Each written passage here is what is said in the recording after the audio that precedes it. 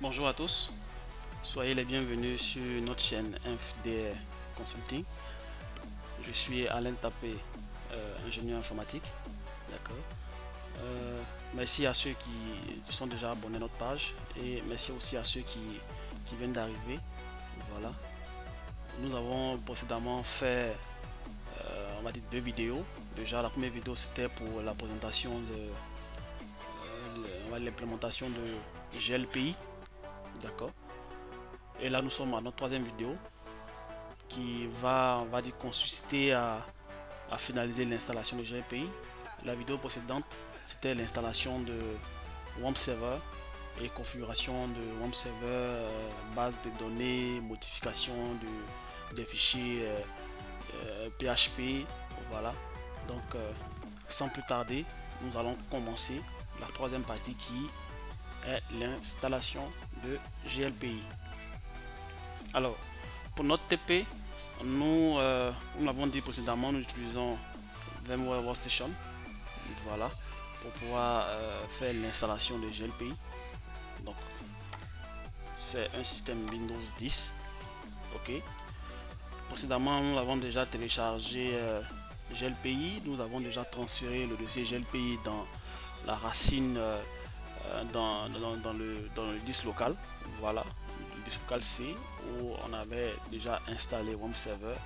Voilà, nous avons ouvert WAMP Server. Nous avons aussi dans ce dossier WAMP Server là un autre sous-dossier qui était 3 fois W et c'est dans ce dossier là en question que nous transférons, nous collons le dossier GLPI. Voilà, donc ici vous pouvez le voir, GLPI.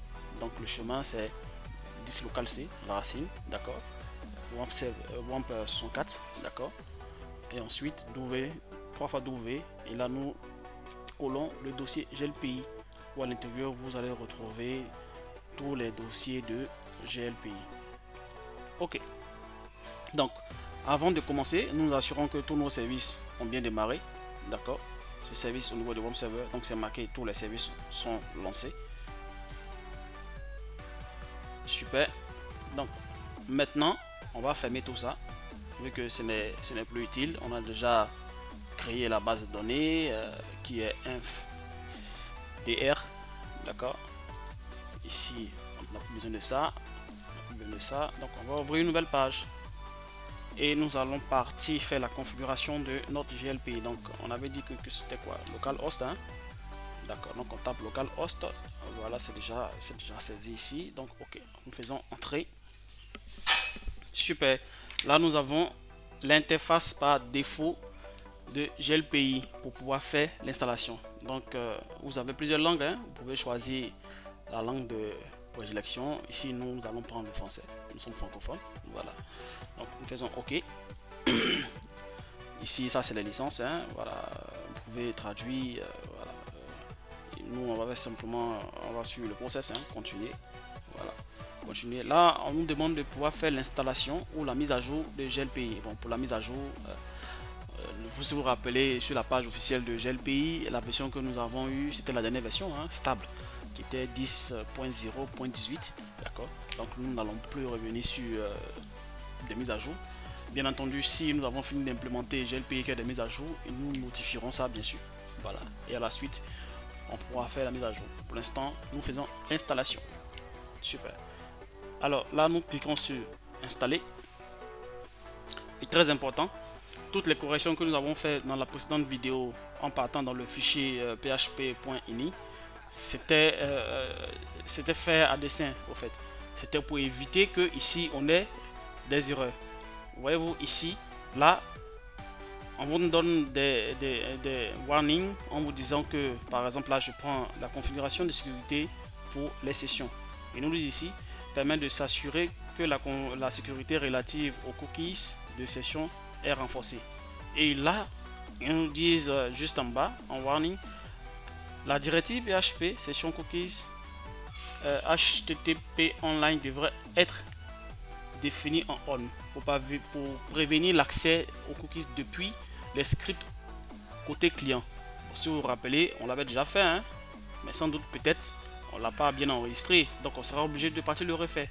Donc si vous vous souvenez, ces configurations on l'avait faites. Et toutes ces configurations sont faites là, c'est pour éviter qu'on ait des résultats ici qui sont pas bons.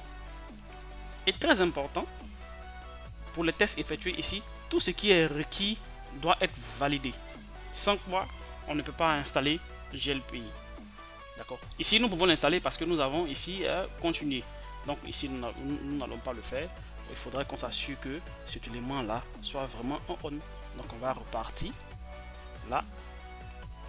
Nous allons aller dans PHP, d'accord, dans le fichier PHP ini. On va rechercher, voilà, celui-là, on va dire cette ligne là, session cookie HTTP, d'accord. Donc je fais la recherche. Voilà, HTTP, je fais la recherche. On va s'assurer que c'est bon. Normalement, c'est bon. Normalement, c'est bon. C'est un on. D'accord. Donc, vous pouvez être confronté à ce genre d'erreur là. C'est déjà fait, mais il n'affiche pas ici pour dire que c'est déjà fait. Donc, tout simplement, ce que je vous recommande par défaut, c'est de juste redémarrer les services. Aussi simple que ça. Donc, on va attendre que les services soient redémarrés. Là, il nous dit qu'il y a 2 services sur 3, voilà, qui sont lancés. On va juste attendre. Après quoi, une fois que les services ont redémarré, on va juste rafraîchir notre page web. Et normalement, on ne devait plus avoir ce message là. Voilà, tous les services ont été lancés. D'accord. Nous allons actualiser. Nous allons actualiser à nouveau. C'est normal, hein? On était dans le process de l'installation. Donc on est obligé d'effacer tout ça. On repart à 0 en arrière. Donc on fait continuer, installer. Voilà, donc vous voyez ici, c'est coché pour nous dire que c'est bon. Donc ça sera pareil aussi pour toutes les autres extensions, hein, PHP, voilà, ça sera pareil. Mais déjà les plus importants, c'est ceux-là, tout ce qui est requis. C'est vraiment tout ce qui est requis qui doit être coché comme ça, qui doit être validé. Si cela n'est pas fait, ça veut dire qu'on n'est pas bon, on ne pourra pas faire l'installation de GLPI. Pour tout le reste, c'est des éléments qu'on peut toujours corriger après, d'accord? Ce sont les éléments de sécurité.